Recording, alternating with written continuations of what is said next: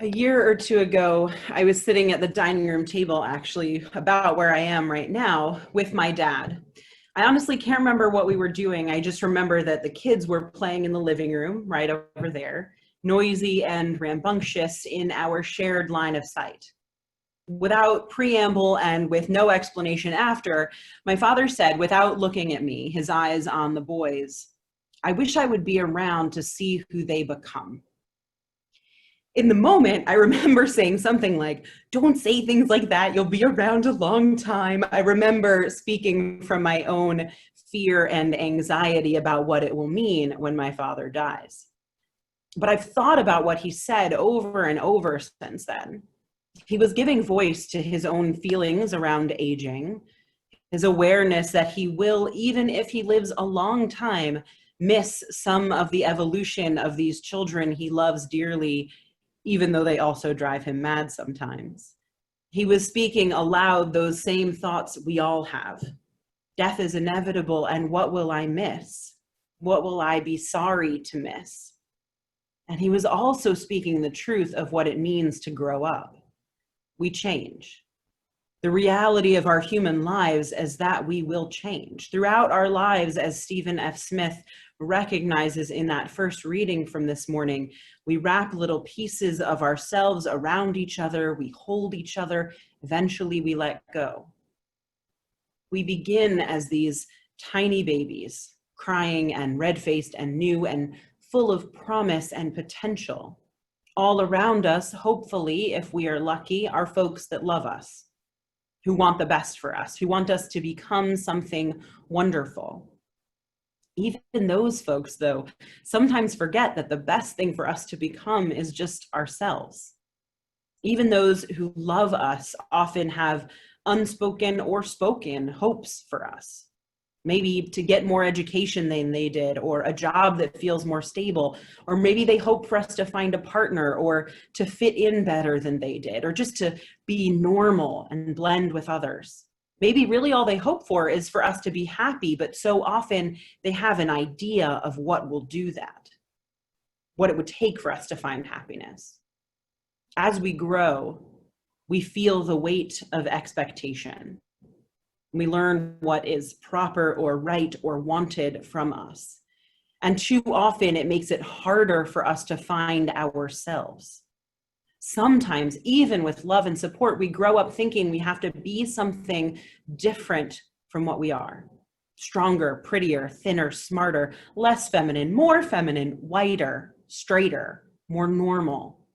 The list goes on, and that's from folks who love us. They don't mean to do it.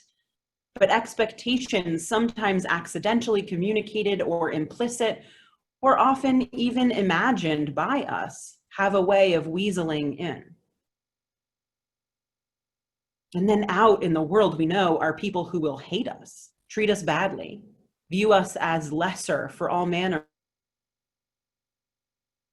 of things. Our skin color, our size, we weren't educated like them, or because our brains work differently from theirs. That list is endless too.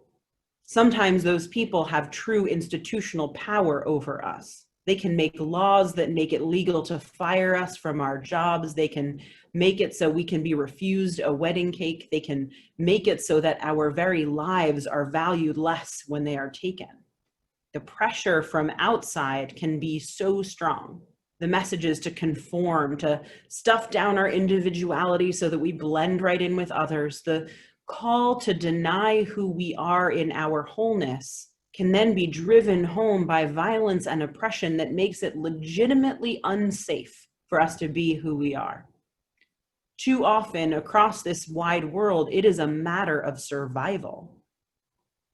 I've been thinking about that a lot lately, that for so many, it is a matter of survival to hide who they are.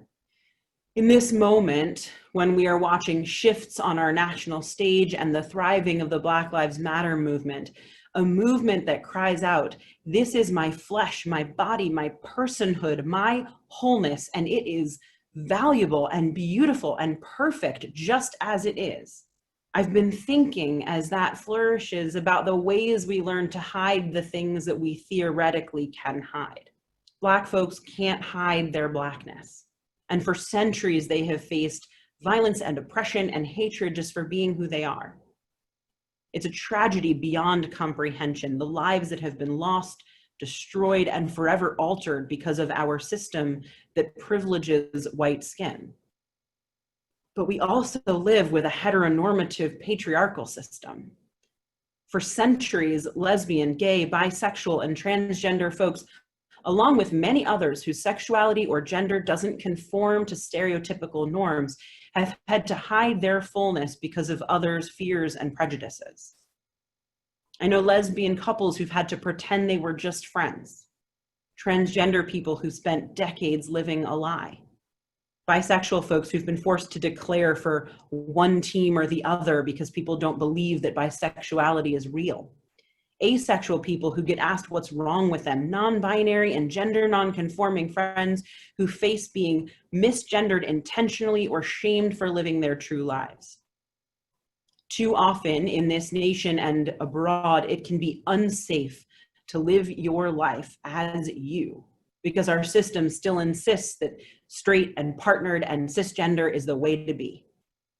It will come as no surprise to many of you that transgender women of color live at the intersection of these identities and face racial and sexual and gender bias-based violence regularly. You may not know that queer and trans Black women were among those who started the Black Lives Matter movement. That at the heart of that movement is also a call to honor the lives of LGBTQ folks of color whose struggle has been that much more difficult because they live without white privilege. We grow up in this country aware that as far as society is concerned, the optimal thing to be is a straight white male. And many of us learn how to live our lives oriented around that truth because to do otherwise would risk violence or ostracism by our families. So some of us learn to find safety through code switching. If you don't know that phrase, look it up. It's about how in different contexts we shift things like our language or our behavior in order to fit in better.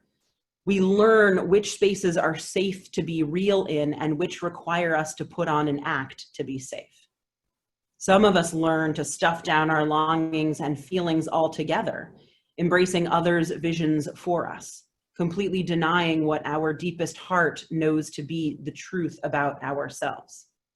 Some of us act out in other ways, unsure where to put the energy of pretending to be something other than we are.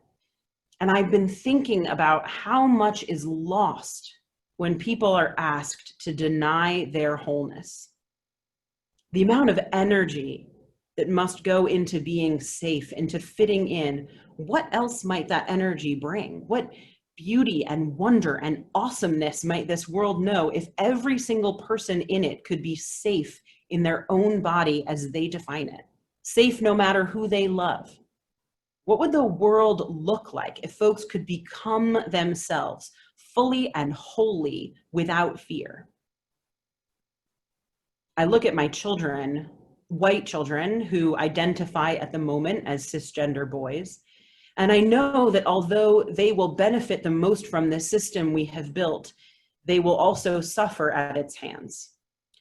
They will suffer because it's a system that expects from them anger and violence, not softness. It expects manliness, not dresses or makeup. It expects them not to cry and not to fear and not to love with the kind of melting wholeheartedness we allow for women. Let me be clear, they will undoubtedly benefit immeasurably.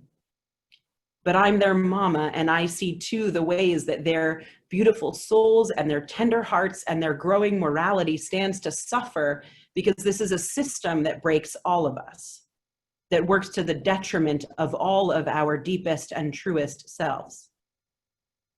I look at them and I have that same longing my father did to see who they become. And I fear that they will sense my expectations, even those of which I am unconscious, and the world's expectations, and they will become something other than who they really are. I hope the world is changing. I hope I'm conscious enough to get out of their way. But it wouldn't be enough for my children to grow up without fear and become. I want every single child across the world to have the opportunity to become. And I want every single adult who was denied that choice by parents or society or friends to have the safety to shed the overbearing pressure of our system and become.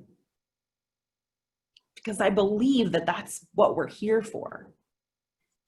We're here to become ourselves in the most honest, authentic, deep, and true way. And what violence have we done to generation upon generation of beloved fellow humans by not allowing them to become? And for what? Greed, fear, religiously bred hate? Certainly not for any good reason. None of us has the right to deny another human their fullness, their wholeness, their own becoming, if that becoming is true and deep and led by love.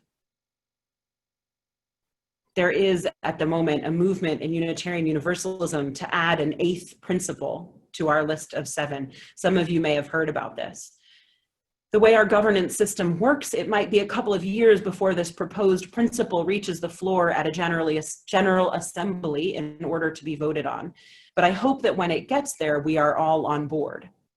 The proposed principle reads like this: we, the member congregations of the Unitarian Universalist Association, covenant to affirm and promote journeying toward spiritual wholeness by working to build a diverse, multicultural, beloved community by our actions that accountably dismantle racism and other oppressions in ourselves and our institutions.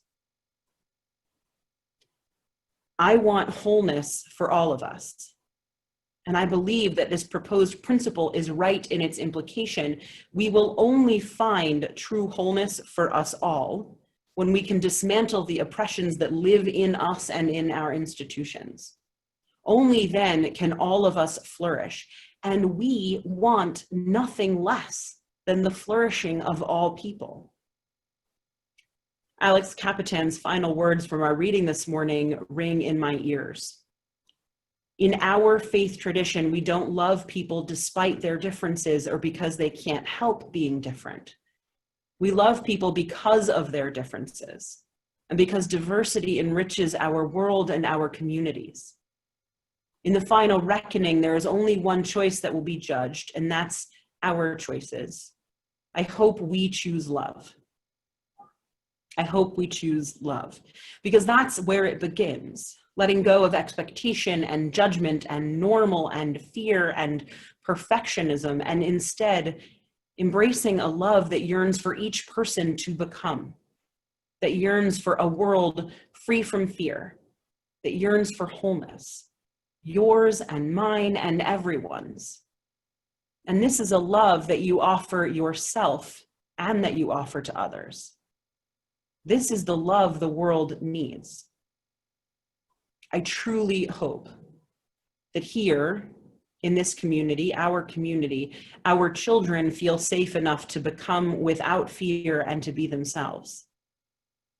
And I truly hope that here in this community, you, no matter how old you are or what you have had to do in the past to be safe, I hope that you here feel safe enough to become without fear and to speak the truth about who you are. I believe that all of us can find wholeness, that we're called to find it, and that we're called to help each other on that journey. I commit as ever to walk the journey of becoming with you, as I know you commit to walk with each other.